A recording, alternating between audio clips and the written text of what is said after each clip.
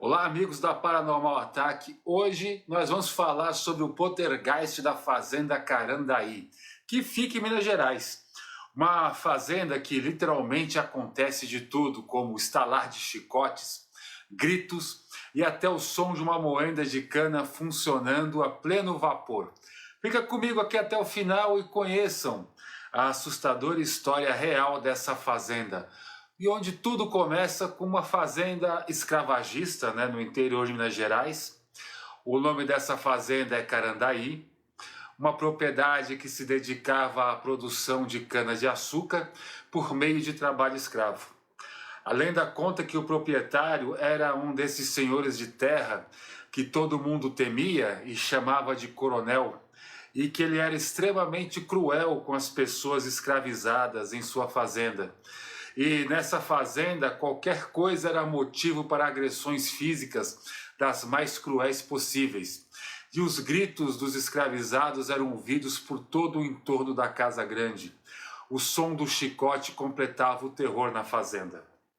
Com o passar dos anos, os outros fazendeiros começaram a perceber que escravizados desapareciam com frequência da fazenda, sem deixar vestígios, e o tal coronel nem se preocupava com a possível fuga, que na verdade não tinha fuga nenhuma.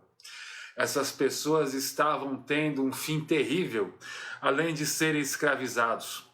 Outra coisa que acontecia na fazenda e gerava comentários em todas as outras fazendas eram os acidentes fatais que aconteciam com uma frequência absurda. E a comunidade em torno da fazenda começou a acreditar que havia uma maldição na fazenda. Bom, temos que levar aqui em consideração que naquela época era normal fazendas terem pessoas escravizadas e que não eram consideradas pessoas, né, e sim propriedades.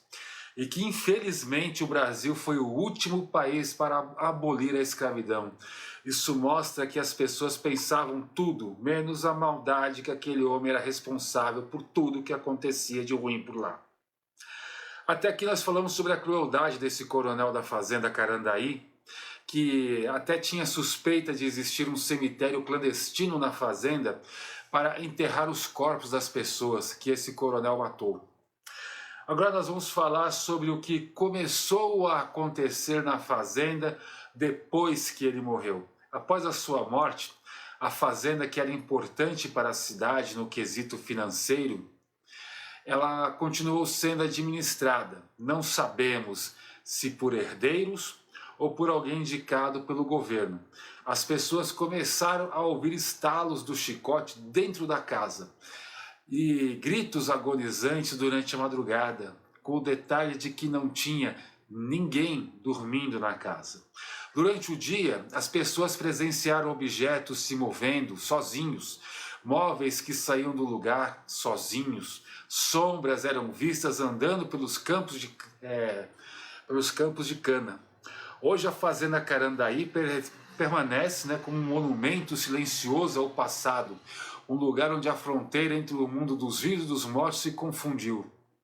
Embora muitos considerem as histórias da Fazenda Carandaí apenas lendas sem sentido, nós aqui da Paranormal acreditamos que a alma desse coronel deve estar presa àquela fazenda até os dias de hoje, sendo torturada pelas pessoas ao qual ele fez mal.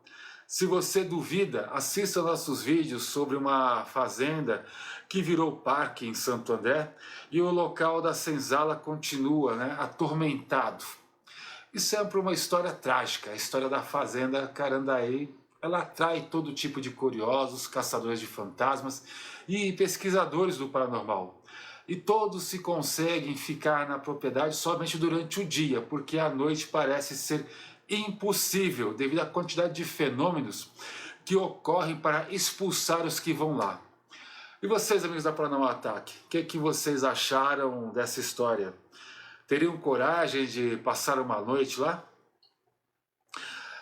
Deixe seu like, seu comentário, diga o que você acha dessa fazenda. Assista ao nosso vídeo da senzala dentro do parque público da cidade de Santo André, onde a área que se pertencia à senzala foi construída depois da destruição da mesma por um incêndio, uma casa, mas ainda assim encontramos, depois de tantas décadas, espíritos atormentados pelo horror que passaram lá. Assiste que você vai gostar, você vai entender um pouco da triste história que foi a escravidão no Brasil. Muito obrigado, até a próxima.